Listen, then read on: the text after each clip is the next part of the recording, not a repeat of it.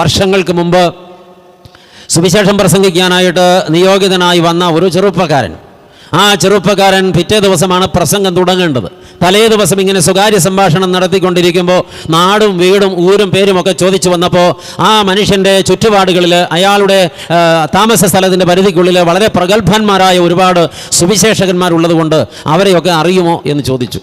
അപ്പോൾ ആ മനുഷ്യൻ പറഞ്ഞു, ഒരാളെക്കുറിച്ച് ചോദിച്ചപ്പോൾ, ഞാൻ അറിയും, പ്രസംഗിക്കാൻ ബഹുമിടുക്കനാണ്, പക്ഷേ ഒന്നും അറിയാൻ പാടില്ല, വെറുതെ പടക്കം പൊട്ടിച്ചുകൊണ്ടിരിക്കും, എല്ലാ കാര്യങ്ങളും നല്ല മനോഹരമായിട്ട് പ്രസൻറ്റ് ചെയ്യും, അറിവെന്ന് പറയുന്ന സാധനമില്ല.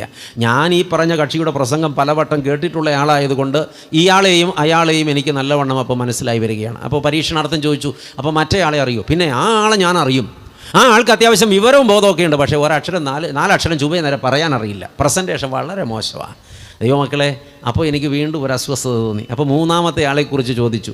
അപ്പോൾ ആ ആളെക്കുറിച്ച് ഈ കക്ഷി പറയുകയാണ്, അയാളിങ്ങനെ പ്രസംഗിച്ചൊക്കെ നടക്കുന്നുണ്ട്, ജീവിതമില്ല, സ്വകാര്യ ജീവിതം വളരെ മോശമാണ്, അത്രയ്ക്ക് അടുത്തറിയാമോ? എനിക്ക് അത്രയ്ക്ക് അടുത്തറിയാം, ഈ പറഞ്ഞ ആൾക്ക് അറിയുന്നതിനേക്കാൾ അടുത്ത് എനിക്ക് അദ്ദേഹത്തെ അറിയാം. പ്രിയപ്പെട്ടവരെ, അങ്ങനെ ഒരു 10 പേരെക്കുറിച്ച് അഭിപ്രായം ചോദിച്ചു കഴിഞ്ഞപ്പോൾ ഈ മനുഷ്യൻ്റെ യഥാർത്ഥ ചിത്രം മനസ്സിലായി. സുവിശേഷം പ്രസംഗിക്കാൻ വന്നവന് അപവാദം പറയൽ ജീവിതത്തിൽ ഒരു വലിയ തൊഴിലായി കൊണ്ടു നടക്കുകയാണെന്നും തന്നേക്കാൾ യോഗ്യനായൊരു സുവിശേഷകൻ ലോകത്ത് വേറെ ജീവിച്ചിരിപ്പില്ലെന്നുമാണ് അയാൾ പറയാൻ ശ്രമിച്ചതെന്നും അച്ഛന് മനസ്സിലായി. ഒടുവിലൊരു ചോദ്യം ചോദിച്ചു, സുഹൃത്തെ, ചുരുക്കത്തിലിപ്പോൾ താങ്കൾ ഇവരെക്കാളും ഒക്കെ മിടുക്കനാണെന്നാണല്ലോ പറഞ്ഞു വന്നത്.